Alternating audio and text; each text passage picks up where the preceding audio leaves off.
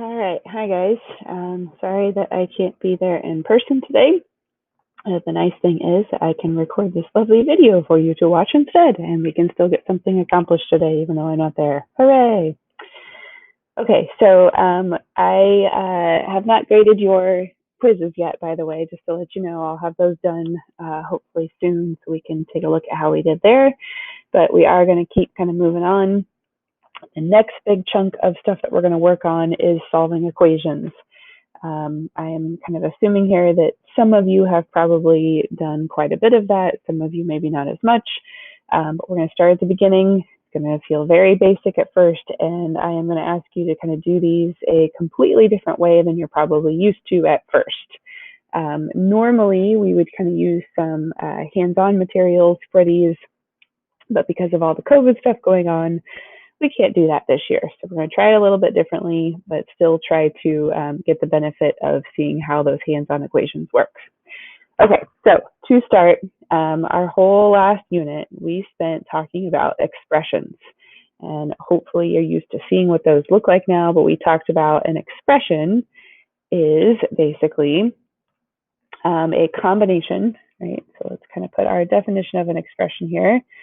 It's a mixture or a combination, we'll call it a combo, of numbers, variables, and operations, right? Or operators, if you want to think of it that way. But plus signs, parentheses, threes, x's, y's, all of those things, exponents, any of that stuff mixed together forms an expression. For an example, we've seen stuff like 3x plus 1 is an expression, right? 7 minus 4 plus x plus 3x squared. That would be an expression. It could be something as simple as 4. That's an expression, right? All of those are different expressions that we've seen. One key word when we talk about expressions is we simplify expressions. We've done that the whole last unit is simplify expressions to make simpler statements out of what we're starting with, right? Okay, so now we're going to move into the world of equations, which is basically just taking two different expressions and setting them equal to each other, right? That's how we make an equation.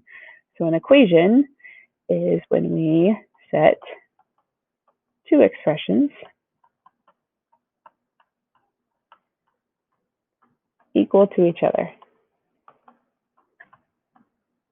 And the one key difference between an expression and an equation is that an equation has an equal sign, an expression does not, right?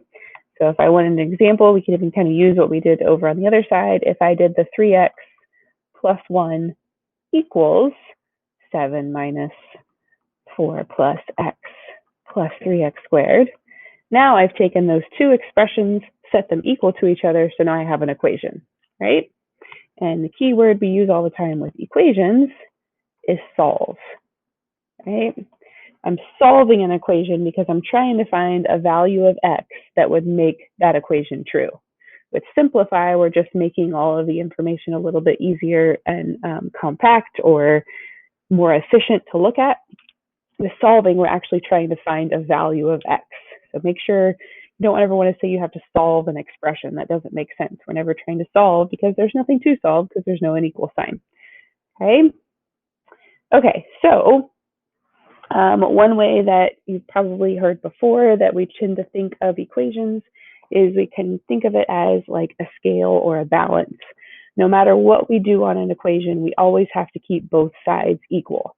When we start with the equation, it's telling us that one side is equal to the other side, and we always want to keep it that way.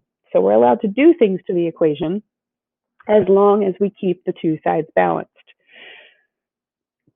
Okay, so for a very simple example, if I have my little kind of balance here, the triangle in the middle, and the bar on the top, I could take a rock, right? I couldn't think of anything very creative, so I said a rock. So let's say I have this rock and it weighs 9 pounds and I put it on my scale. Well, to keep that scale balanced, I would have to put another rock on this side that also weighs 9 pounds. right? Seems obvious. Now, there are other ways that I could keep that scale level. It doesn't have to just be a 9 pound and a 9 pound. So if I did the same thing, if I put a rock over here that was 9 pounds, what else could I put on the other side besides just one 9 pound rock? Well, I could have two rocks, right? Maybe I have one rock that is 6 pounds, and then I have another rock that is 3 pounds, right? Because that 6 and the 3 still add up to 9 pounds, my scale is still balanced, right? Another way we could do it, if I had that one over here that is 9, and if you think of a creative way you want to add whatever on the other side, you can. I could be more equal about it. I could put 3 rocks on this side if they were all 3 pounds each, right? And I've got 3, 3, and 3. That adds up to 9 pounds, so our scale is still balanced, right? So there's different ways we can balance them out. We just have to make sure that they stay the same on each side.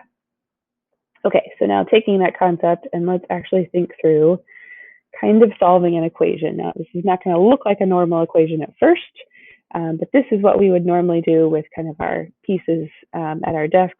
We're going to just do it with pictures this year. Okay, so when I look at this kind of scale, you've got your horizontal line and the vertical in the middle, right? This vertical line in the middle, that's like the balance of our scale. So whatever I have on the left side, it has to be balanced with the right side. The triangle that you see, kind of a triangle, it's kind of a curvy triangle, we'll call that a pawn, and that's what we're going to call that all the time. That's what we're always trying to solve for when we use these. We're always trying to figure out what does one pawn equal. So in this case, if I have that pawn on the left side, and then I have the number 5 on the right side, the only way to keep that picture balanced or keep the scale balanced would be that the pawn would have to equal 5. That way I have 5 on one side, 5 on the other side, right? And really what that pawn is going to represent for us eventually is x. So if I see this picture, I know the pawn has to equal 5, so that means that x equals 5. That's our answer. We are always going to check our work a lot. We're going to use that check all the time. That's the wonderful thing about math is you can always take your answer, plug it back into the original equation, and you can use that to check your work. That's what I always liked about math. So on this one, I know that on the left side, if I make the pawn equal to 5, this one seems really simple, but it would mean that 5 has to equal 5, and 5 does equal 5. It checks, so our answer makes sense. Okay? Okay, so in the next one, on this one, I now have 2 pawns on one side, and then the number 8 on the other side. So in order to make our scale stay balanced, I have to figure out what does each of those pawns need to equal to make it balanced. Well, I have to have a total of 8. The pawns always have to equal the same thing. I can't make one of them 5 and one of them 3. I have to make them be the same thing. So the only way to make this work is if I made each of the pawns 4, right? Because then if I had 4 and 4, that would equal 8. So they'd be balanced on each side. So that means that our x, or our pawn, has to equal 4. To show the check on this one, on this time we had 2 pawns on the left side. So I'm going to show 4 plus 4. That's like our pawn and our pawn, right? And that equals our 8 on the other side. 4 plus 4 does equal 8. That checks out. Or if you want to write it underneath, that's 8 equals 8, right? So it works. Okay, the next one is a little bit more involved. Now we've got some more stuff showing up on our scale, right? So now we've got numbers on both sides and we have pawns on both sides. So, but again, I still need to make these be equal, right? So you can kind of think through this a couple different ways. One way to think about it is you can just think of, okay, what do these two things have to equal so that I will have the same amount on each side, right? So if you want to just kind of think through guess and check there, you can do it that way. What I think is a little bit easier, especially as we get into the harder equations, is actually taking things off of the scale to make or to figure out what that pawn is going to equal, right?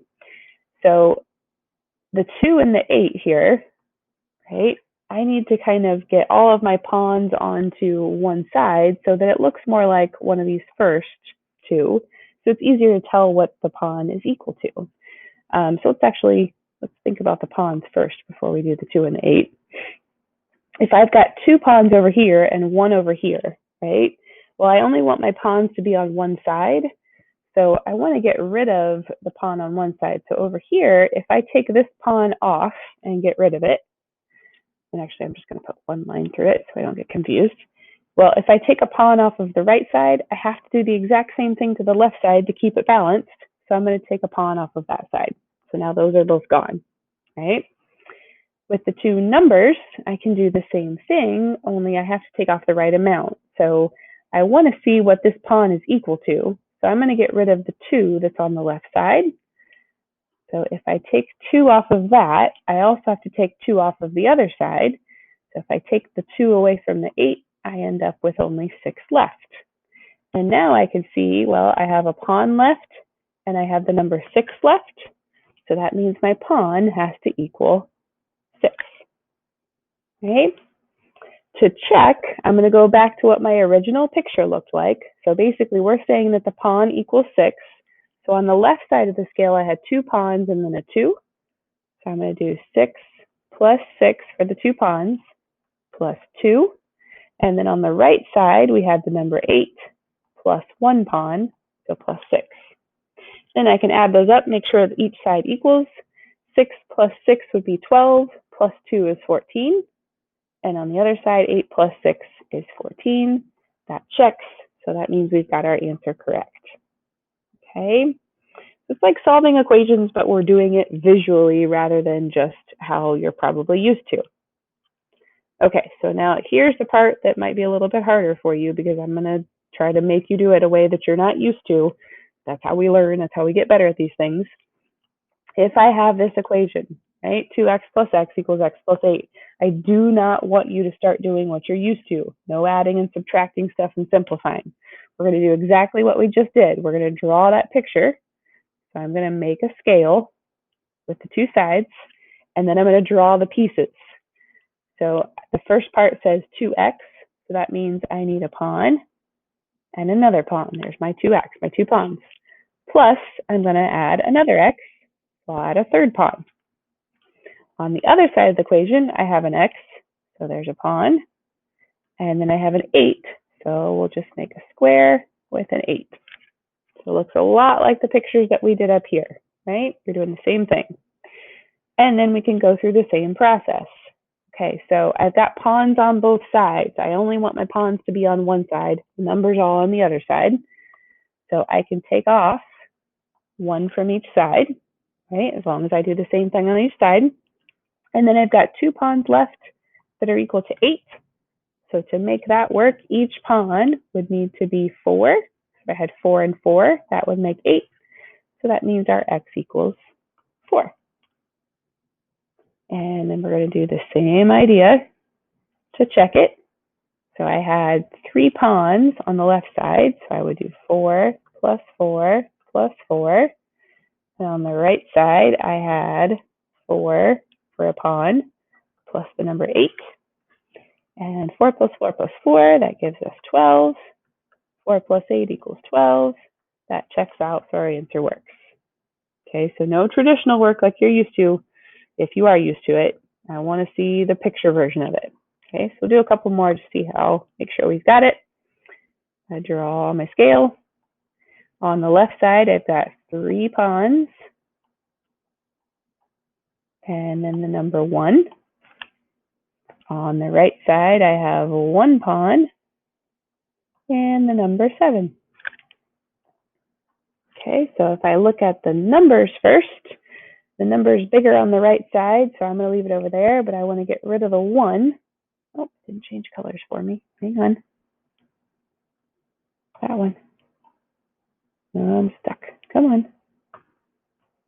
Okay, get rid of that one. And if I take 1 off of the right side, that would knock this one down to a 6. Then I want to have pawns only on one side of my scale. So if I get rid of that pawn, I have to get rid of 1 on that side. And then we're left with 2 pawns on this side and the number 6. So to make that work, each pawn would have to be worth 3. that means our x equals 3. To check, I would do 3 pawns plus 1, so 3 plus 3 plus 3 plus 1. And on the other side, I had a pawn plus 7, so 3 plus 7. If I add that all up, 3 plus 3 is 6, plus another 3 is 9, plus 1 is 10. And on the other side, 3 plus 7 is 10. That checks out, so it works. Okay, one more. Same idea, draw the scale. If you want to pause the video right now and try it on your own just to make sure you kind of understand it, that's probably a good idea. So hit pause real quick, try to set it up. And then if you came back to see if you got it right on this one, I have 4 x's, so I'm going to do 4 pawns on this side.